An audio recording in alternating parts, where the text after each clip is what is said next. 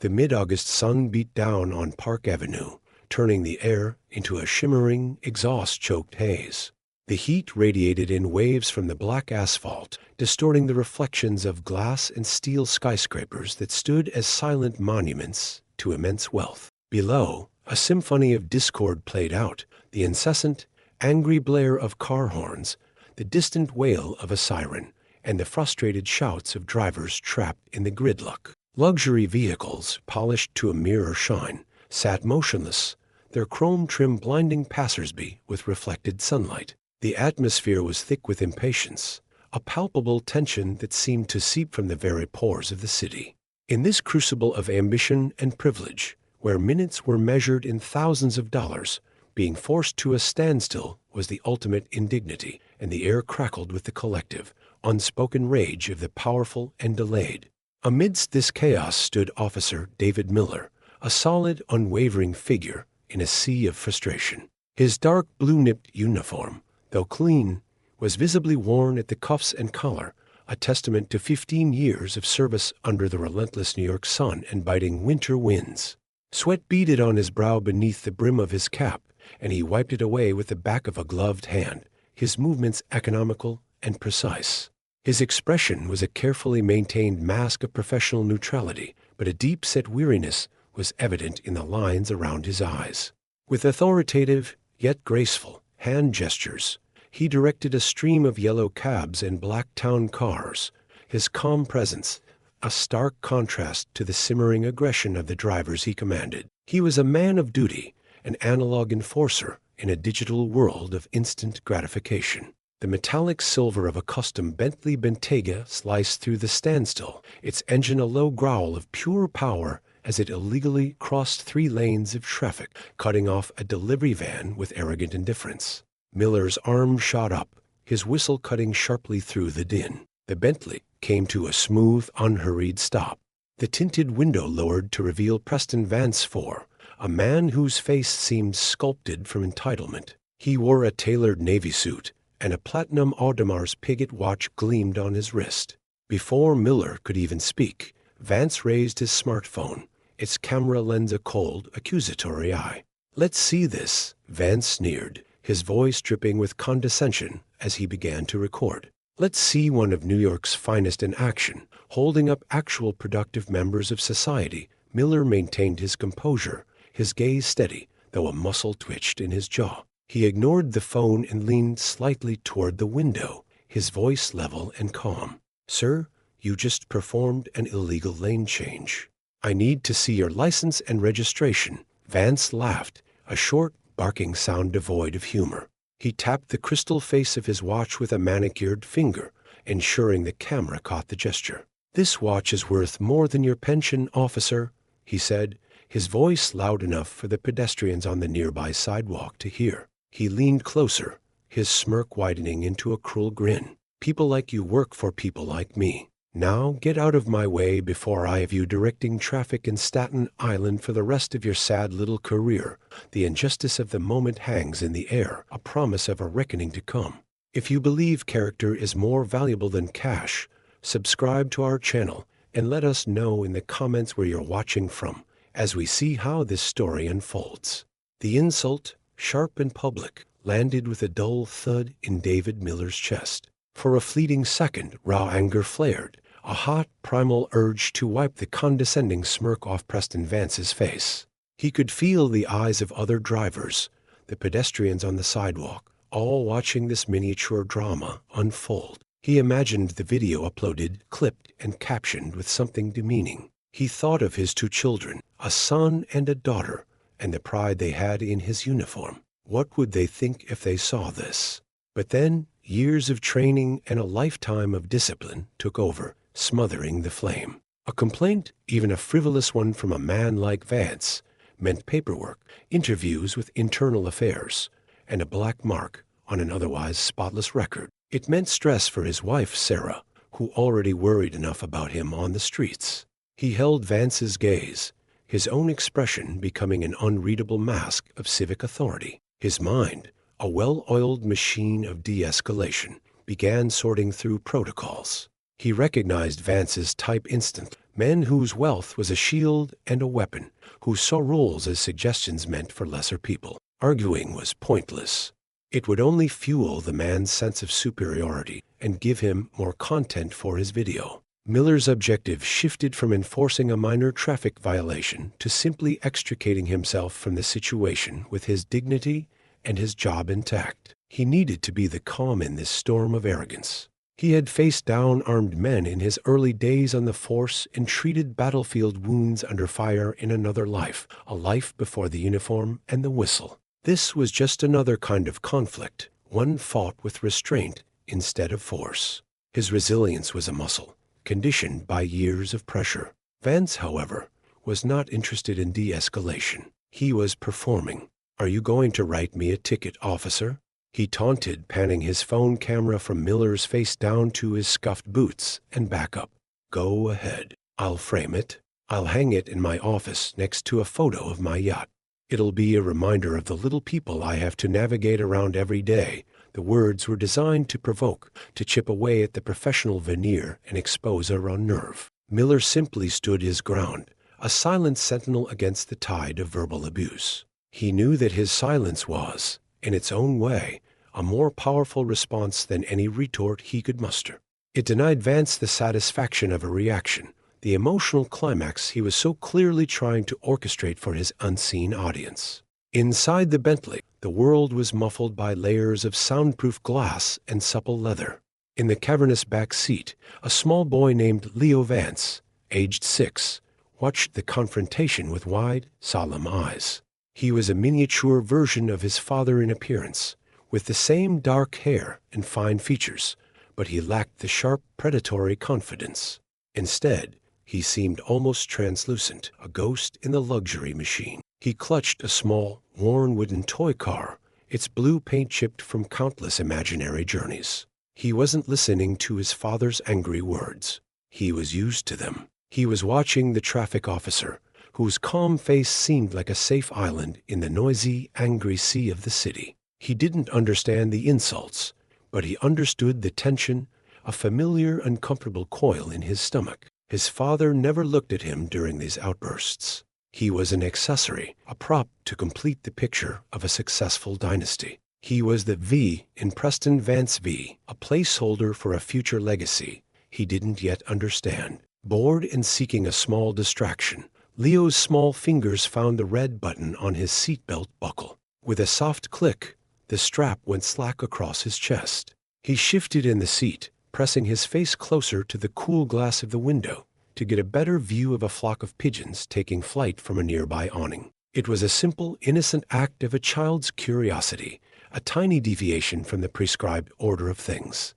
It was a choice made in a moment of parental neglect, a click that would soon reverberate across the entire avenue with the force of an explosion. Miller noticed the movement in his peripheral vision, a small head bobbing up, a seatbelt no longer in place.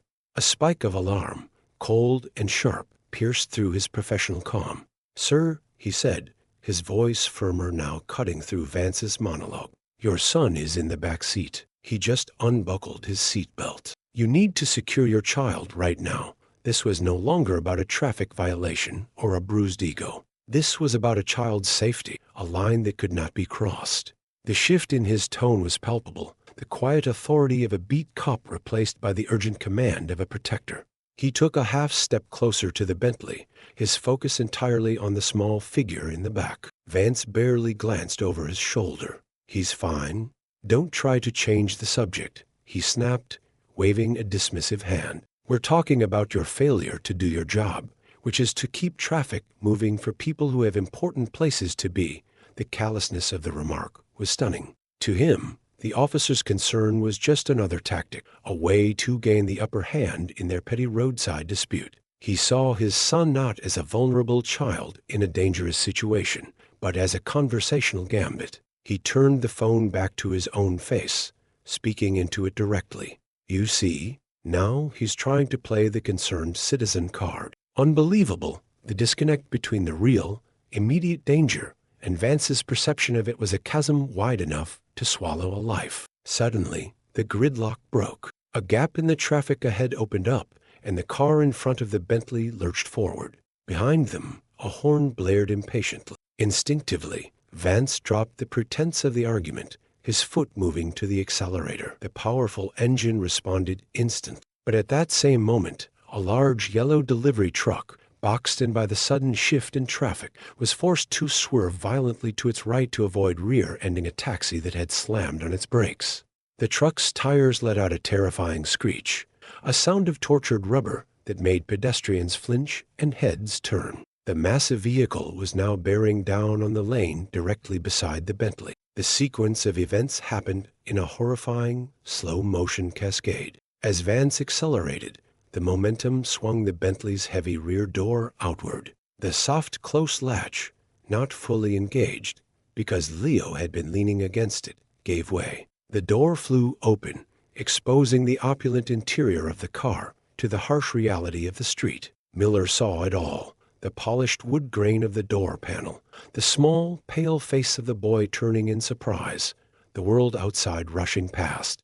It was a parent's worst nightmare unfolding in real time, a perfect storm of negligence, physics, and bad luck. The collective breath of the city seemed to be held in that single, terrible second. Leo, caught off balance by the car's sudden movement and the swinging door, tumbled out. There was no scream, just a small, bewildered gasp as he fell from the cushioned safety of the leather seat onto the hot, unforgiving asphalt. He landed in a heap, his small toy car skittering away from his grasp.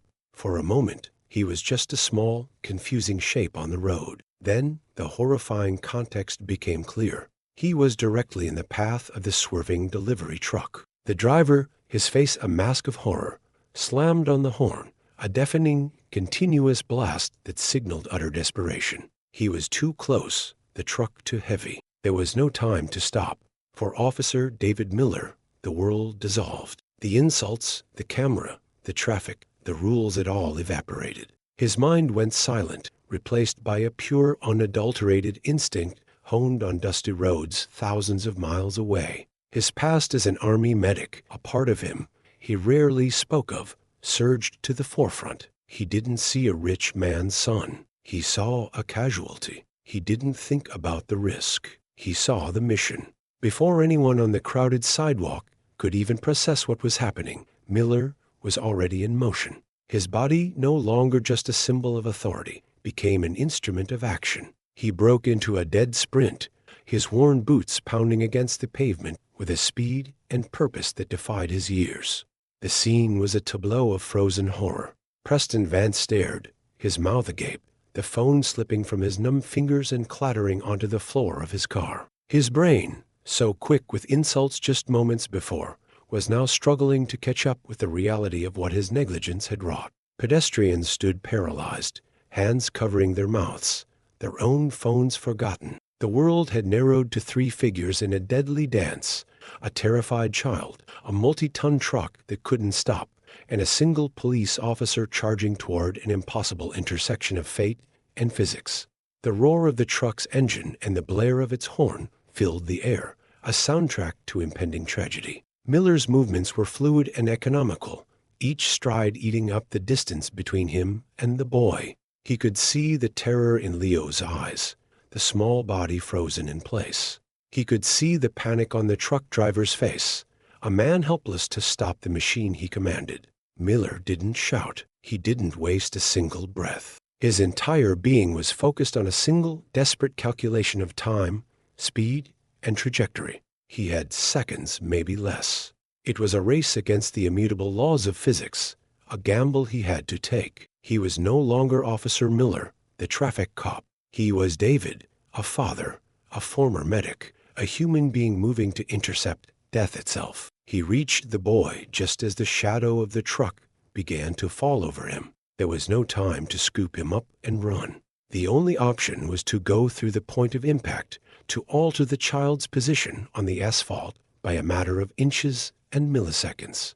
Without breaking stride, Miller launched himself into a low, powerful dive, a tackle that would have been at home on a football field. He wrapped his arms around Leo's small, fragile frame, tucking the boy's head into his chest, making his own body a shield. He used his momentum to roll, a rough, scraping motion that carried them both across the lane line, out of the direct path of the truck's massive tires. The truck thundered past, its air brakes hissing like a furious beast. The sheer force of the wind it created buffeted them, a hot, gritty gust that smelled of diesel and hot metal. The truck's front tire missed them by less than a foot. The entire avenue seemed to fall into a profound, echoing silence. The cacophony of the city abruptly switched off. The only sound was the fading rumble of the truck as it finally screeched to a halt half a block away. Miller lay on the asphalt, his arms still tightly wrapped around the trembling child, the rough texture of the road pressing into his cheek. He had won the race. He had bought back a life that had been carelessly thrown away. The silence that followed was heavy and absolute. It was a vacuum, drawing in the attention of every single person on the street. Dozens of phones, which minutes ago had been instruments of distraction or potential humiliation, were now raised, not to mock, but to bear witness. They captured the image of the uniformed officer curled protectively around the small boy in the middle of Park Avenue. Vance was still frozen in his car, his face ashen, the color drained away, leaving only the stark, horrifying realization of what he had almost lost. The arrogance had been stripped away, layer by layer, by the screech of tires and the specter of his own son's death. He looked like a hollow man, a ghost in his own expensive life. Miller pushed himself up slowly, his movements deliberate and careful. His first priority was the child. Ignoring the scrapes on his own hands and the sharp pain in his shoulder where he had hit the ground, he gently loosened his grip on Leo. He held the boy by the shoulders, his voice low and steady, a calming anchor in the sea of shock. "Hey, buddy, you're okay. I've got you. Can you look at me?"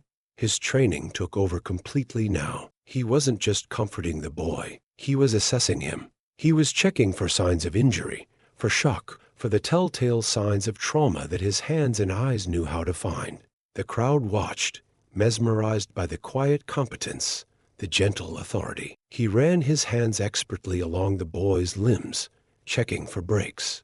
He tilted Leo's chin up, looking into his eyes, checking his pupils. No loss of consciousness, vitals seemed stable. He murmured, more to himself than to anyone else, a fragment of old field training bubbling to the surface. He was speaking the language of triage, a dialect of care and control learned in the most chaotic environments imaginable. Leo, terrified and shaking, clung to the front of Miller's uniform, his small fists bunching the blue fabric. He wasn't crying, but his body was racked with silent, convulsive sobs. Miller simply held him, letting the boy anchor himself to his steady presence. It was only then, after he was sure Leo was physically unharmed, that Officer Miller looked up. His eyes scanned the crowd of onlookers, the stalled traffic, and finally settled on the figure of Preston Vance, who was now stumbling out of the Bentley. Vance's face was a wreck of conflicting emotions, horror, shame, and a dawning, sickening gratitude. He took a hesitant step forward, his mouth opening and closing, but no words came out. The power dynamic had been irrevocably shattered. The man who had wielded his status like a weapon was now utterly powerless, a mere spectator to a drama in which his only role had been that of the negligent catalyst. His wealth meant nothing. His watch was just a piece of metal on his wrist. Miller rose to his feet, carefully lifting Leo into his arms. The boy buried his face in the officer's shoulder, a gesture of complete and total trust. Miller walked the few steps back to the Bentley, his movements stiff from the impact with the pavement, but his purpose unwavering. He moved through the silent avenue, which had become an impromptu theater, every person a member of the audience.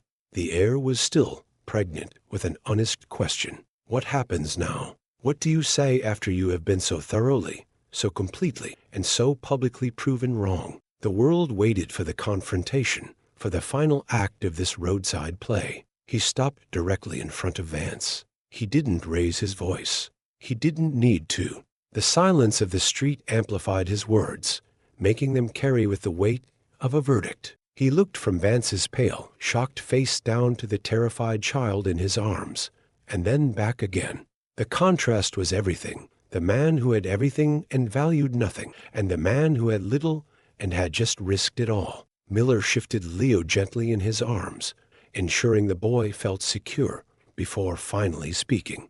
The words were not born of anger or a desire for revenge. They were a simple statement of fact, a truth laid bare on the hot asphalt of Park Avenue. The entire incident, from the moment Leo fell to the moment Miller stood before his father, had taken less than a minute. Yet, in that brief span of time, the universe of Park Avenue had been reordered. The value system that governed this street, a system based on net worth, on brand names, on the cold calculus of financial power, had been momentarily suspended. A different kind of value had asserted itself, demonstrated not with a platinum watch or a luxury car, but with a selfless act of courage. The onlookers, from the investment bankers in their town cars to the delivery drivers in their trucks, all understood this on a primal level. They were witnessing a moment of profound moral clarity. Preston Vance looked at his son, truly looked at him, for the first time that day. He saw not a legacy, but a small, terrified child clinging for dear life to the very man he had just tried to humiliate. He saw the scraped knees, the tear-streaked face, and the way Leo's small body trembled. The reality crashed down on him with the force of a physical blow. He had come so close to losing him. The thought was an icy hand clutching his heart, squeezing the air from his lungs. All his money, all his power could not have stopped that truck. It could not have reversed time by 10 seconds. It was utterly, completely useless. Miller held Vance's gaze for a long moment, letting the weight of the situation settle completely. He wanted the man to understand, not just to be grateful, but to truly comprehend the chasm between his perceived importance and his actual worth in that critical moment. The officer's face was still a mask of professionalism, but his eyes held a deep, unshakable gravity. He was about to hand the child back, to transfer this precious, irreplaceable life from the hands of a protector to the hands of a father who had proven himself unworthy. But before he did, he had one more duty to perform. Not as a police officer, but as a man. The tension on the street was a tangible thing, a held breath waiting to be released. The journalist who had been stuck in the traffic jam a few cars back was now out of her vehicle, her phone recording, her expression one of utter disbelief and awe. The construction worker who had been catcalling at the initial confrontation now stood silent, his hard hat in his hands, a look of profound respect on his face. Everyone was waiting for the resolution, the final word that would define this incredible moment. They were all witnesses, and they were all part of the jury. The verdict on Preston Vance 4 was about to be delivered. Miller's uniform was now scuffed with dirt and asphalt, a small tear visible on the sleeve. A trickle of blood ran from a scrape on his forearm. These were the marks of his service, far more meaningful than the pristine uniform he had worn just minutes before. They were a testament to his character, written on the fabric of his work clothes. He adjusted his grip on Leo, preparing to hand him over. The boy whimpered softly, clinging tighter, unwilling to leave the safety of the officer's arms. Miller murmured a few soothing words to him, his voice a low rumble of reassurance that only the child could hear. The silence stretched on, becoming almost unbearable. It was as if the city itself was waiting. The pigeons had settled back on the awnings. The distant sirens had faded. Even the ever-present hum of New York seemed to have paused in deference to this small, intensely human drama. Preston Vance finally found his voice, a choked, broken whisper. The door. I didn't. He couldn't finish the sentence. He couldn't articulate the depth of his failure. There were no excuses. There was only the horrifying truth of his own negligence and the incredible, undeserved grace of the man standing before him. It was in this charged, silent space that the true power of the moment would crystallize. Miller was not just a cop who had done his duty. He was the living embodiment of a different set of values, a different kind of wealth. He represented the quiet dignity of service, the unglamorous courage of the everyday hero. He was a reminder that the most important things in life are not owned, but earned through character and action. He had the undivided attention of one of the richest men in the city, and of the city itself. He had the moral high ground, a position of power that no amount of money could ever buy. The journalist, her reporter's instincts fully engaged, focused her phone's camera, zooming in on the faces of the two men. She knew this was more than just a dramatic rescue. It was a story. It was a perfect, crystalline example of a social reckoning. It was the kind of event that could go viral in minutes, a modern-day parable that would resonate with millions.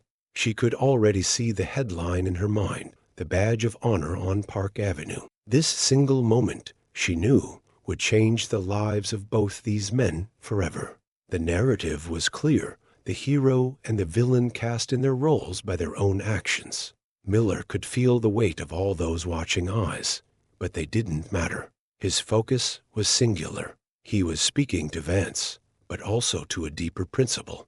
He was closing a loop that had started with a sneering comment about his salary. He wasn't seeking an apology or even thanks. He was delivering a lesson, a final, irrefutable piece of evidence in the case of character versus capital. The words formed in his mind, clear and precise. They were not premeditated. They were forged in the crucible of the last 60 seconds, born of adrenaline, duty, and a profound sense of justice. Finally, he spoke. His voice was not loud, but it was clear and steady, and it carried across the silent avenue like a pronouncement. He looked directly into Preston Vance's eyes, ensuring the man understood the full import of what he was about to say. He held the gaze, refusing to let Vance look away, forcing him to confront the truth of the moment. The stage was set, the audience was rapt, and the central theme of the story was about to be articulated in a single, powerful sentence that would echo long after the traffic had cleared and the street was empty again. The climax was not the rescue itself, but the moral reckoning that was about to follow. The impending dialogue hung in the air, a palpable force. This was the moment where the internal became external, where the unstated conflict of values would be given a voice. Miller's entire career, his entire life as a husband, father, and public servant, had led to this point. He was the calm center of a whirlwind, holding a rescued child and the moral authority of the entire city in his hands. He was about to deliver a line that would not only silence an avenue, but would also resonate across the invisible networks of the digital world, becoming a rallying cry for the overlooked and a lesson for the entitled. The contrast between the two men had never been more stark. Vance, in his perfectly tailored suit, looked broken, small, and utterly defeated. His wealth had rendered him impotent. Miller, in his torn and dirty uniform, stood tall, a figure of immense strength and integrity. His modest salary had just purchased something priceless. The visual story was complete. All that was needed were the words to seal it, to give it a name and a meaning that everyone watching could carry away with them. The tension reached its peak, a quiet, powerful crescendo before the final, cathartic release. He carefully transferred the still trembling Leo from his arms into Vance's. The father fumbled for a moment, his arms clumsy and unsure as he took the weight of his own son. He clutched the boy to his chest as if he were a lifeline, burying his face in Leo's hair. His body shook with a silent, racking sob. He couldn't look at Miller. He couldn't face the man whose life he had derided and who had just saved his own. It was a moment of complete and utter surrender, a dismantling of a lifetime of arrogance in the face of a simple, profound truth. Miller took one step back, giving the father and son a moment. He looked at the expensive, useless watch on Vance's wrist, then back at the man's shattered expression. He had seen this look before, in the eyes of men who had come face to face with their own mortality, with the sudden, violent understanding of what truly matters. He knew Vance would never be the same. The lesson had been delivered not by a lecture or a punishment, but by an undeniable act of grace. The groundwork for the climax was laid, every emotional beat explored, every second of tension stretched to its maximum potential. The crowd remained silent, a collective witness to the raw and filtered human drama. They had seen a man's worthlessness exposed and another man's value proven beyond any doubt. The scene was perfectly set for the final, transformative exchange. The physical crisis was over, but the emotional climax was just about to begin. Miller's role as a rescuer was complete. His role as a teacher was about to reach its conclusion. He had saved a life, and now he was about to change one, with nothing more than the power of his words and the unimpeachable authority of his actions. His duty now was to his own dignity. He had absorbed the insults, endured the humiliation, and performed his duty with heroic courage. Now he would reclaim his honor, not with anger, but with a quiet, devastating truth. He waited for Vance to lift his head, to meet his eyes one last time. He needed the man to hear this, to absorb it, to carry it with him for the rest of his days. The value of his own life, his own service, which had been so casually dismissed, was about to be stated in terms that were impossible to misunderstand or ignore.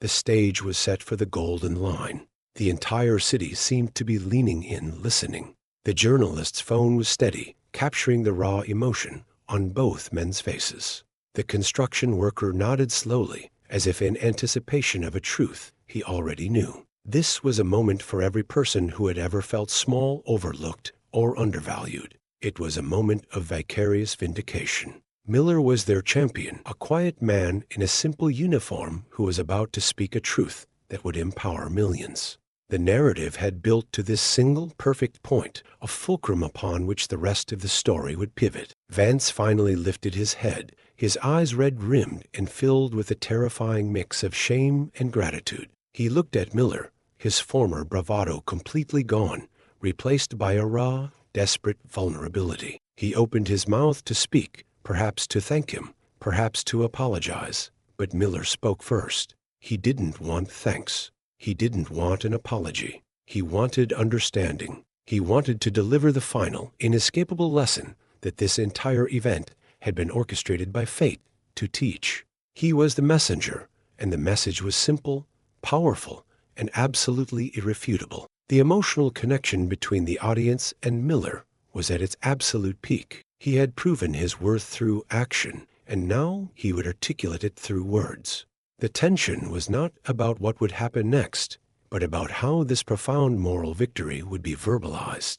The audience was waiting for the catharsis, for the perfect phrase that would encapsulate the entire emotional journey. Miller, calm and centered, prepared to deliver it, his voice the only sound in the vast, echoing silence of the most powerful city in the world. He was ready. He looked at the torn fabric on his sleeve, a small, insignificant detail that suddenly felt profoundly important. It was a mark of honor, a testament to the fact that his uniform was not just clothing, but a commitment. It was a symbol of a promise to serve and protect, a promise he had just fulfilled at great personal risk. He had traded a piece of himself to save a piece of this man's future. The transaction was complete. All that remained was to state the final accounting, to make the balance sheet of the day's events clear for everyone to see. The air crackled with anticipation. The moment was ripe, bursting with unspoken meaning. Miller's presence was immense, far larger than his physical frame. He was a conduit for a universal truth, a truth that the world was hungry to hear.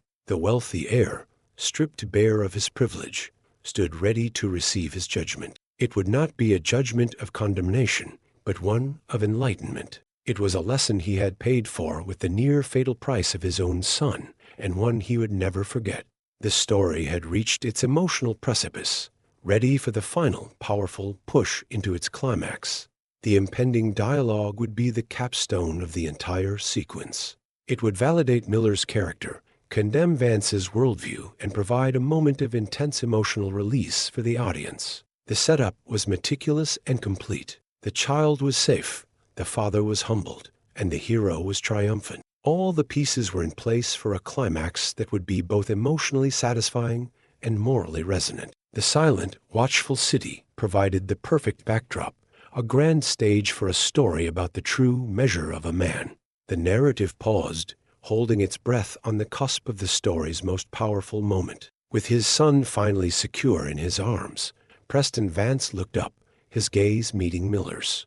The last vestiges of his pride had crumbled, leaving behind the raw, terrified core of a father who had just stared into the abyss.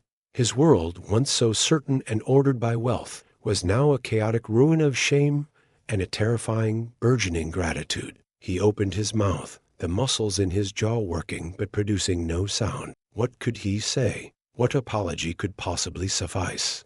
The chasm between his actions and Miller's was too vast to be bridged by mere words. He was a king stripped of his crown, a powerful man rendered utterly insignificant by a simple truth he had always chosen to ignore, that some things, the most important things, could never be bought. Officer Miller watched him, his expression unyielding, but not unkind. He saw not an enemy to be vanquished, but a man who had been subjected to a brutal, necessary lesson. He saw the way Vance clutched his son, the desperate, protective embrace, a stark contrast to the casual neglect of moments before. This was the moment of reckoning, the point where the moral accounts of the day would be settled. Miller took a half step back, creating a small space between them, a symbolic distance. He was no longer just a cop in a traffic stop. He was a teacher, and class was in its final, critical session. The entire city block was his classroom, silent and attentive. He glanced down at his own hands, scraped and raw from the asphalt. He felt the dull throb in his shoulder. These were the costs of his duty, the physical price of his compassion. He thought of the insult Vance had hurled at him, the casual dismissal of his entire life's work, summed up and devalued in a single, sneering comment about his salary. It was that comment that hung in the air between them, the unpaid debt of dignity that needed to be addressed. He wasn't looking for revenge. He was seeking balance. He was about to hand Preston Vance the invoice for his son's life, an invoice that had nothing to do with money. His gaze lifted, locking with Vance's once more. He did not raise his voice. He did not need to. The profound silence of Park Avenue was his amplifier, ensuring every syllable would land with the force of a hammer blow. His voice was calm, measured, and devoid of the anger Vance so richly deserved. It was the voice of a man secure in his own worth, a man who understood the difference between a price tag and true value. He let the silence stretch for one more beat, forcing Vance to wait, to truly absorb the weight of the moment and the lesson he was about to receive. Then he spoke. The words were simple, direct, and utterly devastating. "My salary buys my family dinner," he said, his voice level and clear. Each word was carefully placed, a foundation for the final, crushing truth. He paused for a fraction of a second, letting the first half of the statement settle in the heavy air. Then he delivered the conclusion, his eyes never leaving Vance's. "This uniform just saved yours." The sentence was a perfectly crafted blade, cutting through layers of arrogance and entitlement to strike at the very heart of the man. It was not an insult. It was a fact, an irrefutable, undeniable, and world-altering fact. The impact on Preston Vance was immediate and visceral. He flinched as if he had been physically struck. His face, already pale, seemed to drain of all remaining color. He let out a sharp, ragged gasp of air, his eyes widening in horrified comprehension. The truth of Miller's words was a supernova in his mind, obliterating his entire worldview. The uniform he had mocked, the symbol of a life he considered beneath him, was the only thing that had stood between his son and a violent, unthinkable end. His legacy, his dynasty, the future, in a long line of Vances, had been preserved by the very man he had tried to break. The irony was so profound, so absolute, that it brought him to his knees. A new silence descended, deeper and more profound than before. It was a silence of awe, of respect, of a collective, dawning understanding. And then it was broken. A single sharp honk from a taxi cab pierced the quiet. It was not an angry sound, but a salute. Another horn answered it, then another. Within seconds, a wave of sound washed over the avenue, not the cacophony of impatience from before, but a chorus of support. Car horns blared in a rhythmic, celebratory beat. Drivers leaned out of their windows, applauding. The sound was deafening, a city's spontaneous, unified tribute to the quiet hero in their midst. From the sidewalk, the construction worker who had witnessed the initial confrontation let out a thunderous whoop. "That's how it's done, officer," he yelled, pumping his fist in the air. "You show 'em." Pedestrians joined the applause, their phones held high, no longer just recording an incident, but documenting a legend. The journalist lowered her own phone, a slow, incredulous smile spreading across her face. She knew with absolute certainty that she had just captured the defining moment of her career. She was no longer just a reporter. She was the first historian of the badge of honor on Park Avenue.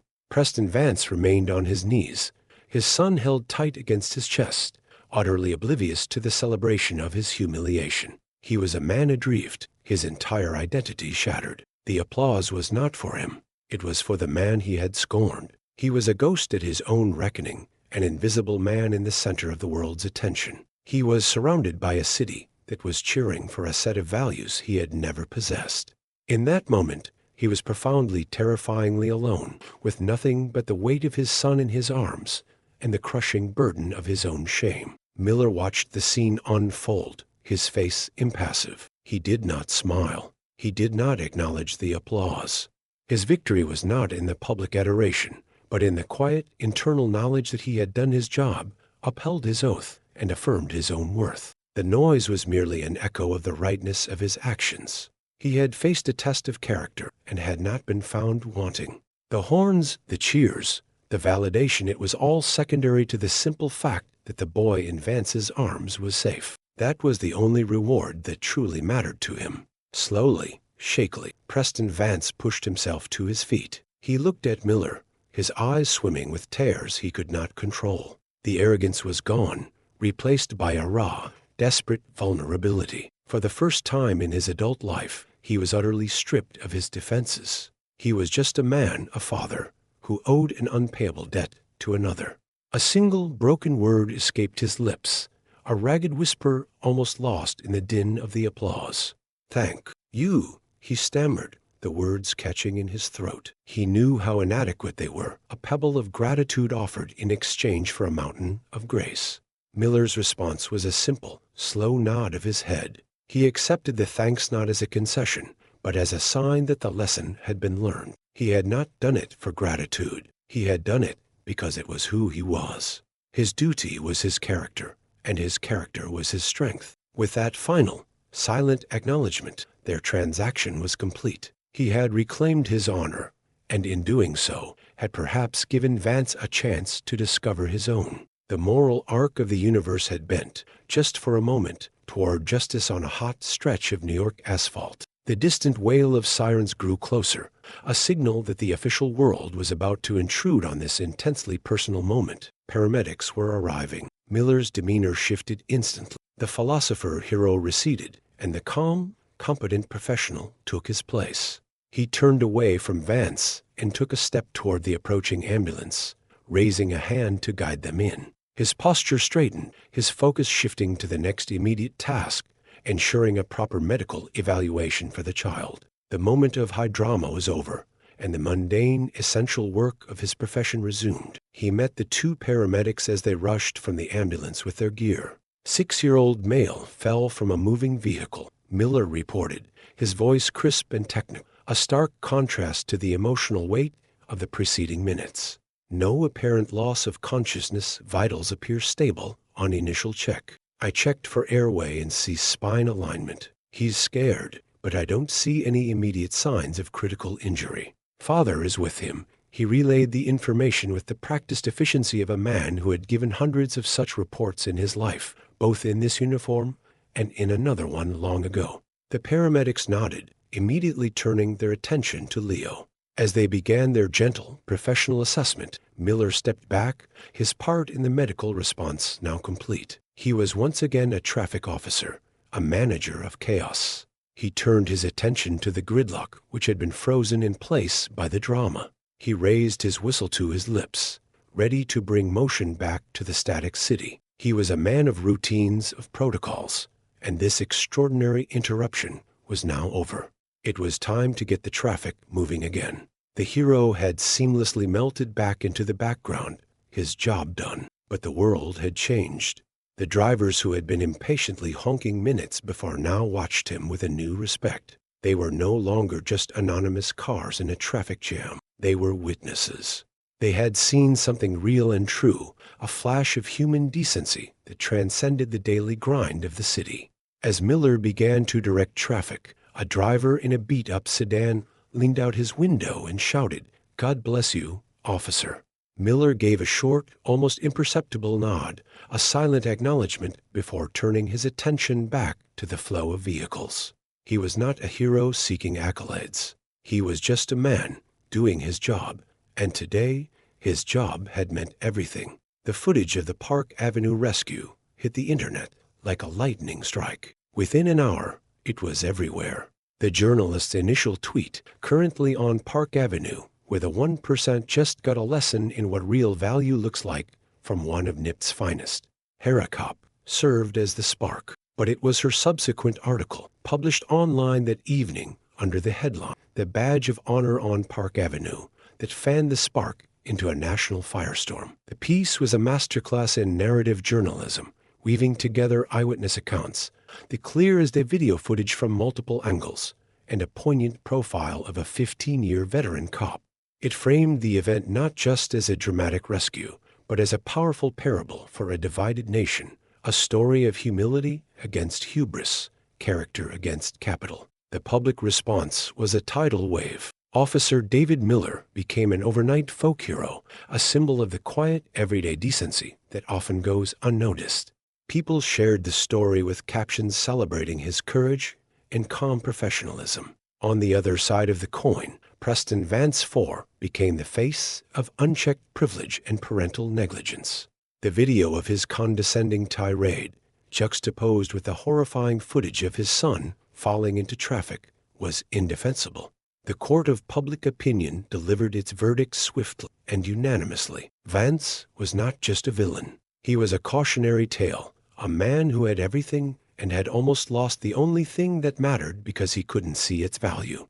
For Vance's corporation, Vance Real Estate Holdings, the fallout was catastrophic. Their stock price plummeted 12% in the first day of trading as the story dominated the news cycle. The hashtag boycott Vance trended for 48 hours straight. The board of directors held an emergency meeting, and the message to their CEO was clear: fix this or step down.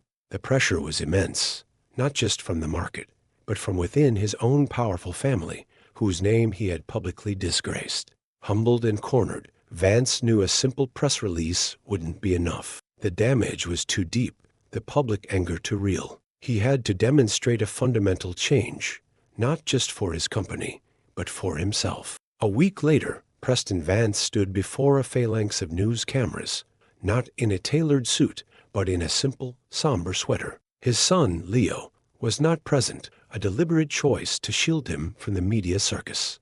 Vance's voice, once so full of sharp-edged arrogance, was quiet and unsteady. He didn't make excuses.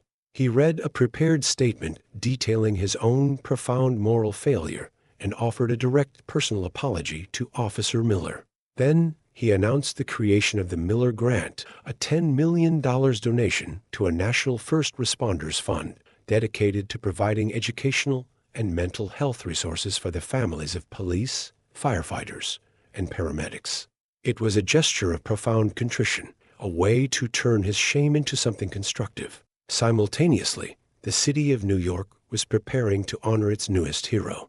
At a ceremony at one police plaza, Officer David Miller stood on a stage, his family watching from the front row with tears of pride in their eyes.